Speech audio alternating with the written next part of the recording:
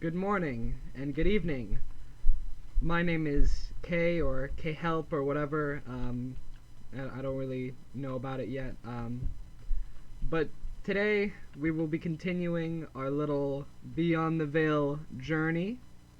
Last time we left off, we completed the floral tree. We got the Vehigis and the Megadria, and we also saw what the beanstalk looks like. We have our little garden here with our grass seeds. I also put carrots here, which I don't think hold any relevance to the mod. And some of you might have seen this in the last video, and we'll actually be taking a look at these later. These maybe in the next video, because it's a much smaller topic to talk about. But I do believe that we should have its own little separate section. But today, we will be going down. We'll be looking at these three items right here and what significance they hold. More specifically, the surgery tree, which is what these three items represent. The three parts of it, which is surgery, sacrifice, and automation. We will be mainly looking at the first thing, surgery, which are these tools here. This other tree, deep one tree, well, that's what I'm calling them. See, these trees don't really have names, but I'm calling this one the deep one tree, and I'm calling this one, all the way to the end there, and even a little bit further than this, the surgery tree. There are parts of the mod that I don't really know what to put them in, but yeah. So in the surgery tree, the surgery aspect of the surgery tree, the first thing that you'll need to do is walk over here and come into your house real quick.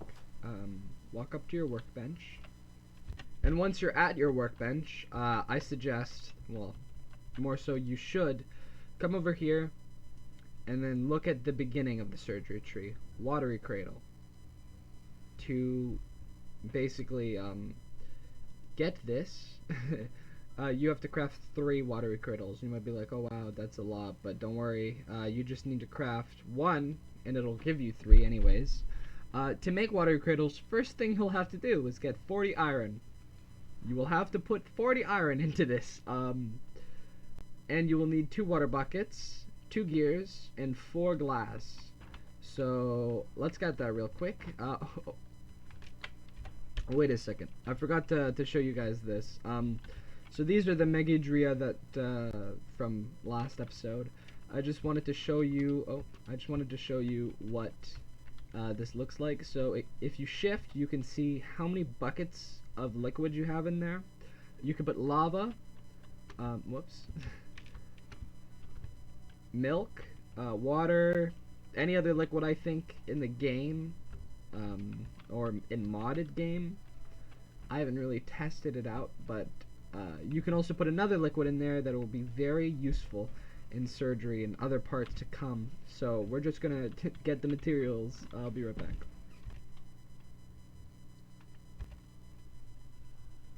And there we have it. 3 watery cradles. The water buckets, or more specifically the buckets, are saved. And now to find a place to put it, we're going to be looking into our little basement that I've installed.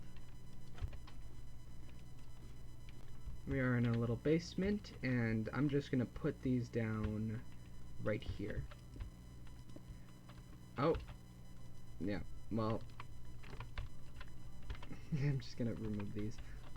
Now that you have your 3 water cradles down like this, and they have to be right next to each other, you're going to want to look at one of the ends of the 3 block thing, and you're going to want to shift right click and turn it into a watery cradle, and it looks like this now. This little, I guess, machine, it's not really a machine, but this little, I guess it could be counted as machine. This little thing right here is going to be very useful in your journey through surgery, and we're just going to come over here and progress. Villagers don't serve much use to the world, do they? Now they will, through me, the watery cradle where patients drift off in dreams, giving me right and duty to do with their bodies what I wish.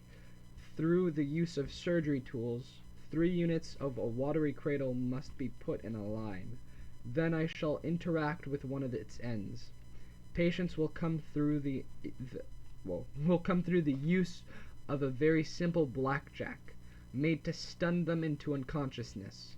Using it upon a villager will put him on the ground, ready to be picked up by interacting with him while sneaking. I can then place the held villager into the watery cradle, and find ways to experiment. It is none other than the great dreamer himself who grants me this knowledge upon me. Oh, grants this knowledge upon me. Oh, the honor. And once you've made the watery cradle, you come over here. You gotta make yourself a blackjack, which is quite simple. 2 iron ingots and 4 stone, like this, in your gear bench. Gets you a blackjack. And then the surgery tools, a little bit more expensive. You'll need 5 iron, a sword, a shear, and flint and steel will get you some surgery tools. If you did go to the hamlet and you found yourself some surgery tools, which you might as, like, it's very common that you find yourself a pair of surgery tools in the hamlet, well then, good for you. They do not hold any durability, the surgery tools that is. The blackjack does, so you will need to constantly replace it. Maybe make more than one. But anyways, I'm going to go and make these tools. I'll be right back.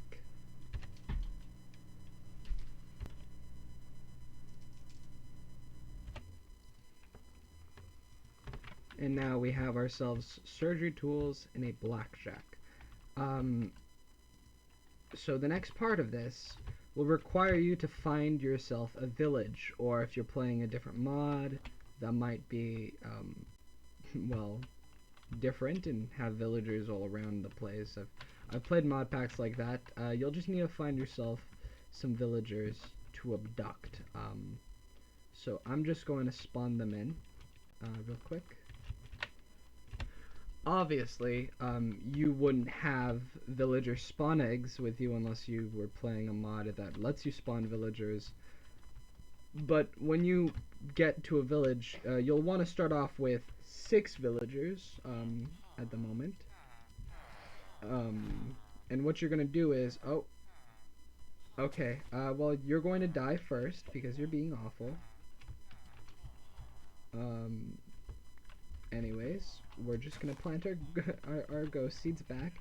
What happens is you basically take your blackjack, you right-click the villager, they'll go into this little state of unconscious, very quickly shift right-click on them, and you will have them in your possession. They don't stack, which is sad, but you can read it says an unconscious villager ready for experimentation. So I will go along here and pick the rest of them up. None of you can escape me. Oh, you have to be careful of how you handle them. Don't want to kill them now. So just kind of go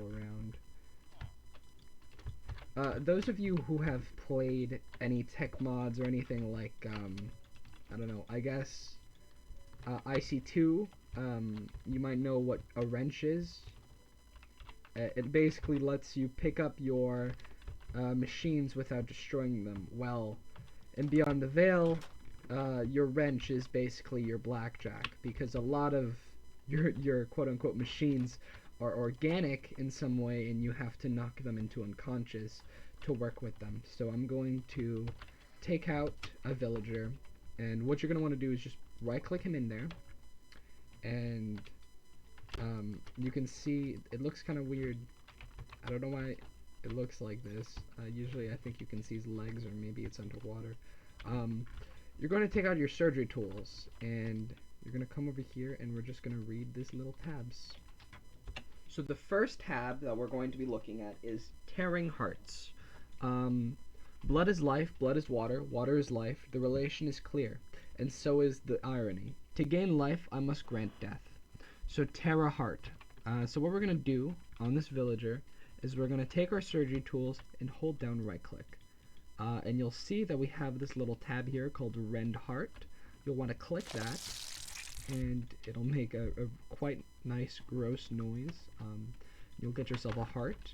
If you shift right click the villager, now instead of it saying unconscious villager ready for experimentation, it says a villager without a heart, soon he will expire. What this means is if you take out this villager and you put him on the ground, he will just die instantly. So gotta keep that in mind. The next thing we'll want to look at is ripping spines. A god among men is no different from a man among worms. Rip their spines and make them crawl. Rip a spine. So to do this, we will take out an unconscious villager, put him in here, this little vat, hold down these surgery tools, and you'll see a new tab here called Rip Spine. So you'll right click, another little gross noise will happen, and then you can pick up this villager, and instead of it saying a villager without a heart, you know, he'll expire soon, it says a villager lacking his dorsal spine, he'll never get up. And you'll see this villager isn't necessarily unconscious, but he also doesn't die. He just kind of crawls around a little bit. You can't right click him, you can't trade with him anymore. I mean, you did rip his spine out. Instead of needing to use the blackjack to pick him back up, you could just shift right click him. He can't fight you, so it's easier for you to pick him up. I suggest you get a couple of these, but later on, not right now, later on. Finally, the last thing that we will be looking at is weepers. And I can't click. Oh, I forgot. You had to progress. So just progress through these tabs, and you'll see that you can now make bleeding belt, a bone tiara, and we can now take a look at weepers. So here's the weepers tab. It says the person I once was would have reeled in disgust at the idea of ripping spines and tearing hearts.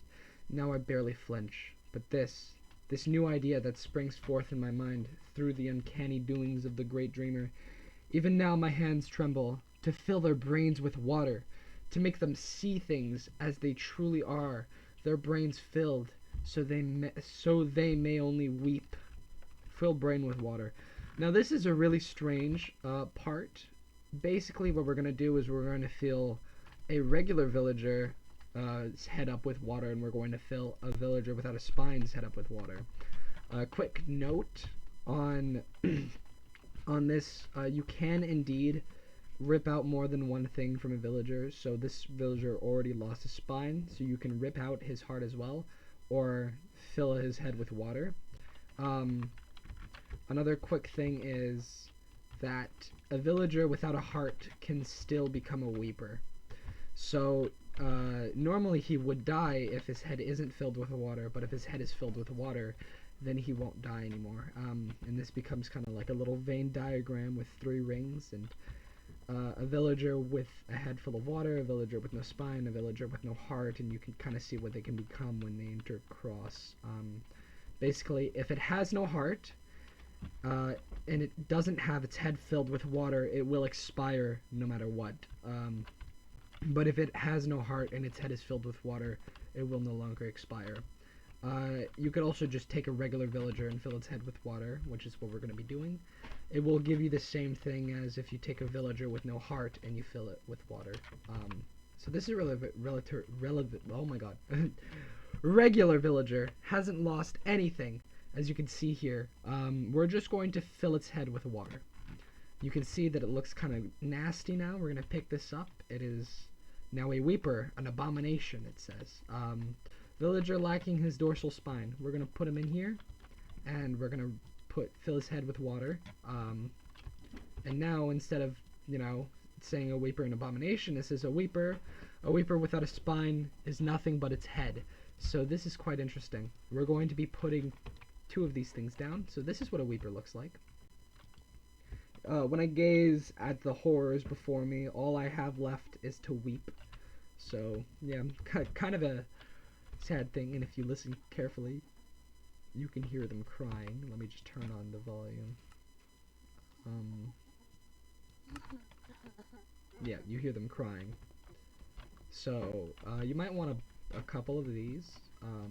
To pick this one up, you will have to use your blackjack. This time you don't really need to shift right click. You'll just pick him up. You broke his will, basically.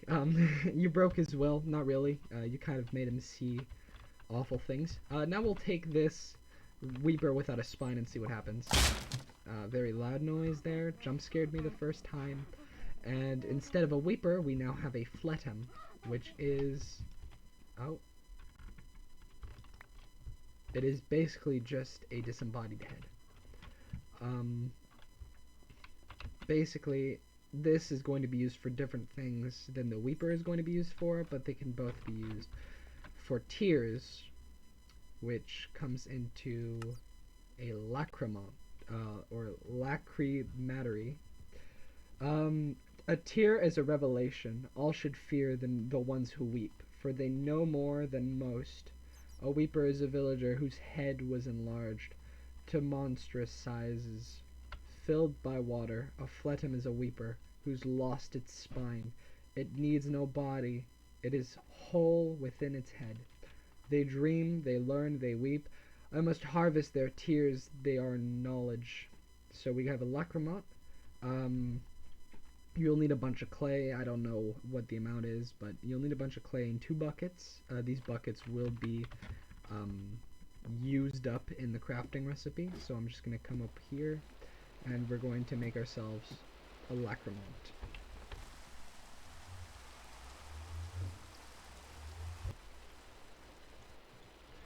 So now we have a Lacrimal. What you're going to want to do is basically go to a place, a specific place somewhere. Hell, it could even be right here. Or actually, I'm gonna fix something up. I'll be right back. So I've set up myself a little thing here. The Lacrimal is in the ground here, and there are iron bars. A couple things with the Lacrimal is only one Weeper can be targeted or attached to a Lacrimal at a time, or Fletum in this case, which is what we'll be using. The Fletum is now bound to the Lacrimal, and you can see that the Lacrimal is getting tears. Not that many tears, mind, actually. I'm just gonna very quickly fix this up. So we're actually gonna just do this. Put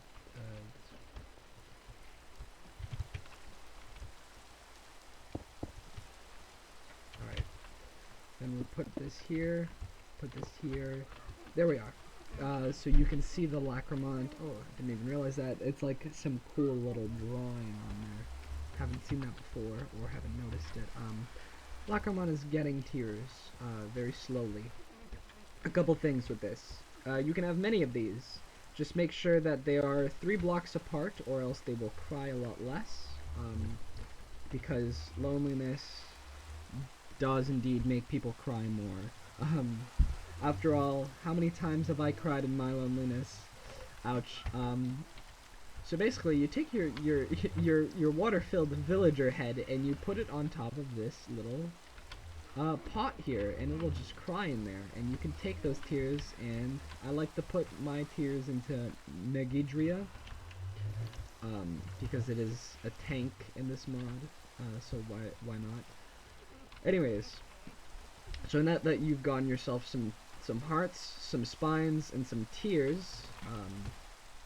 Well, we're slowly getting tears, as you can see. Needs to be a whole bucket. Lacrimals can hold 4 buckets of tears before they are full, so it would be nice for you to like keep on going with that. You can make yourself baubles, 4 baubles specifically. So the bleeding belt, which is like this, 4 hearts, 4 leather, and 4 flint. Or actually, not 4 leather, 8 leather and 4 flint. And we'll take a look at this later. The Ring of Revelation, which is a little bit more expensive, with redstone and emeralds. So 8 redstone, 4 emeralds, and 4 tiers of buckets. Tears bucket. Bucket of tears. I'll just call them bucket of tears because That's a lot easier to say, so we're just gonna say that. So, yeah. So you need a full Lacrimal to make this thing, and a bone tiara, which will require, I forgot how many. That is 8 plus 8, 9, 10, 10 dorsal spines, I believe. I'm bad at counting. Don't mind me. 4 bones and 2 emeralds will get you the bone tiara, and we will take a look at these 4 baubles in a little minute. So I'm just gonna go make those.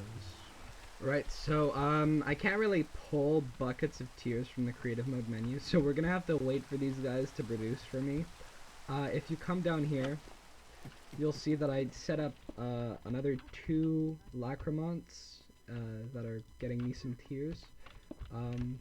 So we're just gonna come over here, and I'm just gonna make the bleeding belt and the bone tiara, and I'll explain a bit of what the bone tiara can do, because it requires you to know what a specific effect in the game does. So I'm just gonna go make those real quick, and we'll see you right back.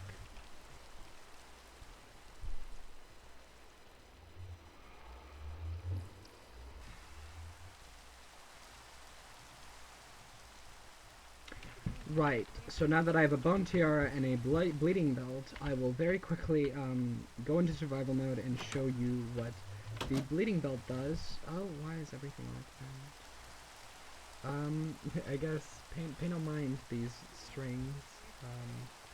So yeah, I'm just gonna go do that real quick.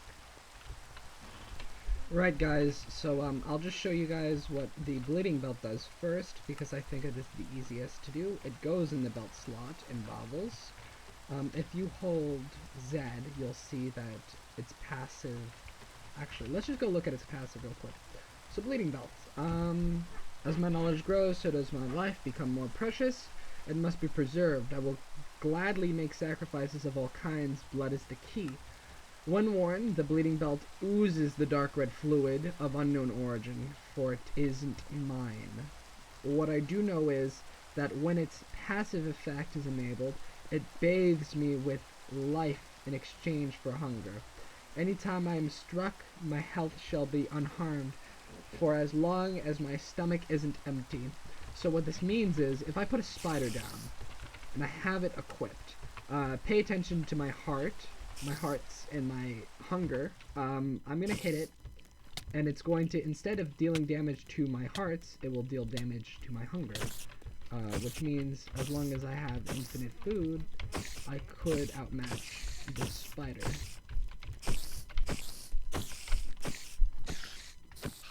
And then after, you just come over here, and you can grab yourself some food. I don't know what that's from. Let's pay no mind. You grab yourself some food, and you just get your health back, basically, instantaneously, just like that. Only problems that I've seen is that I don't think it compensates for armor, so I'm going to really quick go see if it does that. So I have full saturation and full diamond armor, and I'm going to see if this spider will deal the same amount of damage as it did before. Oh well, look at that. It does compensate for armor, it seems. We'll take this off, and yeah, now it's dealing me way more damage. So you can just keep eating, and just technically never really lose health. It's actually really cool. I kind of use this sometimes when I play this mod. It's it's active. Passive on. I don't know what that does. I think it makes it so... Anyways, let's just take a look at what the active, I guess, does, or the passive. I don't... What is it? What is it called? Oh,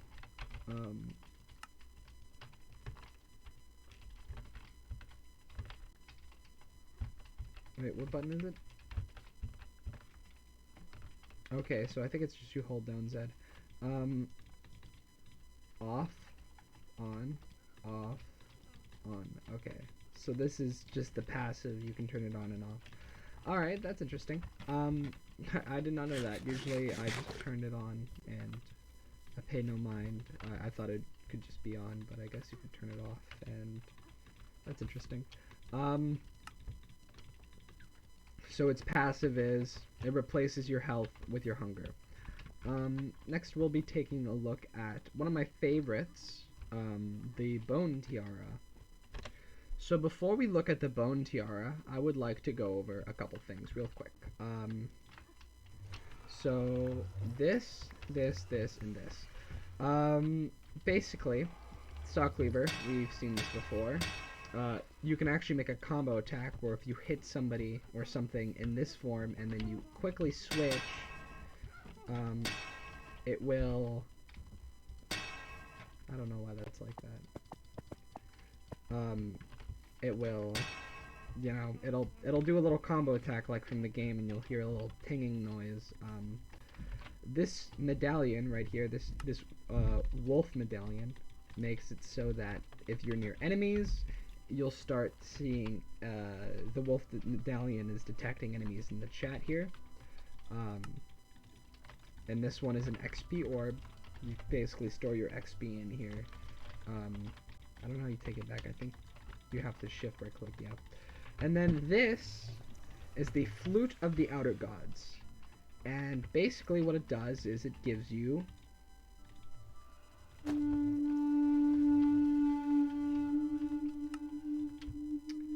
that was weird. That normally doesn't happen. I don't know why that didn't work. I'll try that again.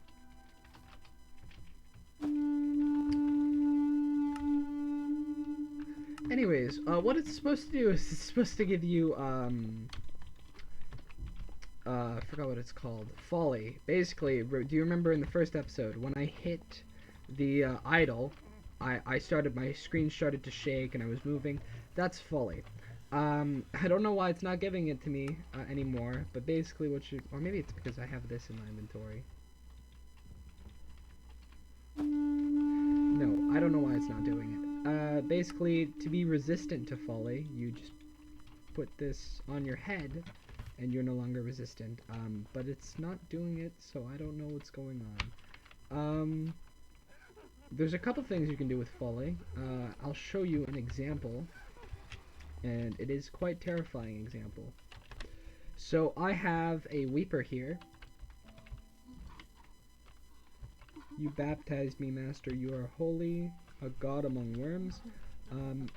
Basically, he doesn't attack you. You can even kind of have him sort of attached to a Lacrimal, but he does kind of move around. This is what I was talking about when I had the Vehigis and it damaged things. I had a bunch of these in my base for some reason. Don't question me. And they kind of all killed themselves at the Vehigis, so just kind of be wary of that. I'm going to use this, and you're going to see something absolutely terrifying.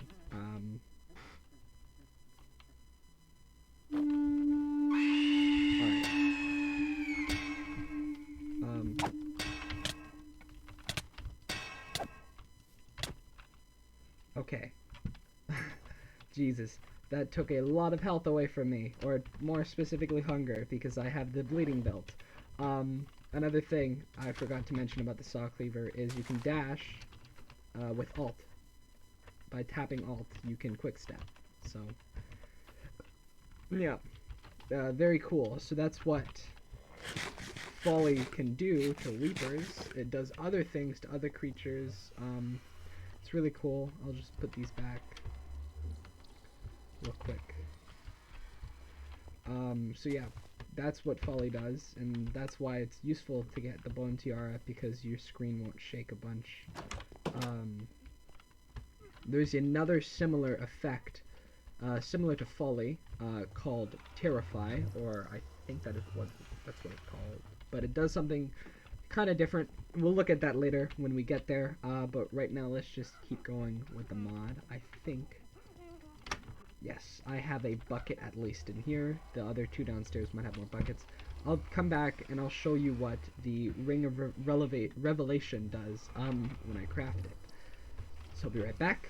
Right, so I'm completely ridiculous, and I thought that I couldn't get tier buckets from creative mode. Yeah, no, I can. I'm just gonna make the Ring of Revelations. I'm so sorry. It's not even my favorite bauble. It can be interesting. I don't know. So yeah, I'm just gonna show that to you real quick.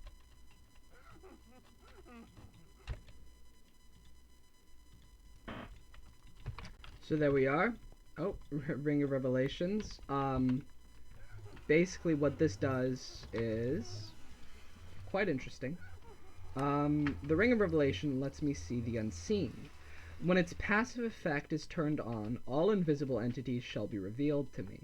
When its active power is used, all such entities will outright lose their invisibility, leaving them for the whole world to see. Nothing shall lie unseen to me again. So, very cool ring. I'm going to show you what that is exactly. I'm gonna turn a bunch of cows invisible, and you'll see what I mean. Right. So I got a cow right here, and we're just gonna turn him invisible. Completely can't see the cow. You can tell he's there because the potion effects. I'm gonna put this bauble on real quick. Wrong slot. Bauble. Put it in your ring slot. The cow is now visible. And we can go one step further and use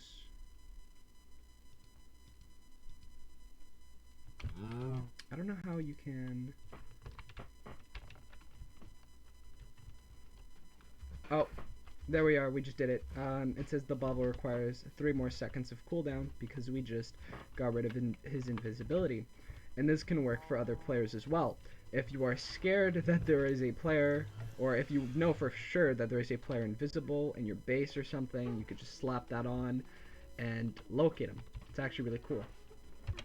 Now that we have gotten past these 3 baubles that we've made, we can make an additional 2, as well as go into another tree, which leads into automation. So we'll look at that later.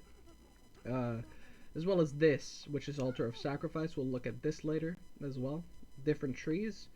We'll just continue on the surgery tree, and we'll be looking at the Covenant of Blood Ring and the Crown of Thorns. And I think we'll start on the Crown of Thorns. The way to craft the Crown of Thorns is 8 dorsal spines, 4 hearts, your bone tiara, your bleeding belt, and 2 cactus. Now this might seem really expensive, and that's because it is.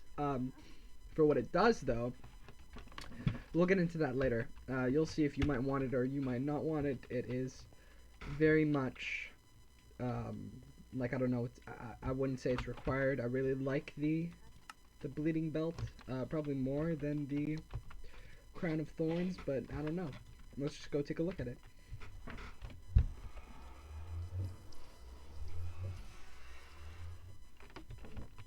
So now we have ourselves a Crown of Thorns. I would also like for you all to keep in mind that a villager can only ever yield 1 dorsal spine and 1 heart, at the moment at least. So it would be really good for you to actually go find yourself a village, or many villages, and if you can, make yourself a villager spawner, because you will need to commit a lot of surgeries to get these baubles. We have ourselves a Crown of Thorns, so we can progress. Basically what this does is it makes it so that when you have this equipped, it'll make it so you can't die. And I'll show you what that means. It's not necessarily that you just don't die. It's more like it'll delay your death. I'll just show you what that looks like real quick. It will take up your crown slot, so you should put that there. For this demonstration, I'll remove the bleeding belt so it is less, well, it's less strange. So what this crown does, so what this crown does is that it'll basically make it so the last hit that, like, an attack that should kill you won't kill you. You'll go to no health and you'll stay like that for a little while. I'll just demonstrate what I mean by that. So We'll let the spider get us to below half health, and we'll just see. Oh, I don't know why these aren't working. Hold on a second. Make sure that it's on first. I'll try that again, but this time I will throw myself off the building. So we're just gonna come over here. I'm gonna get all the way up here, and just fall. And you'll see that I'm not dead yet, but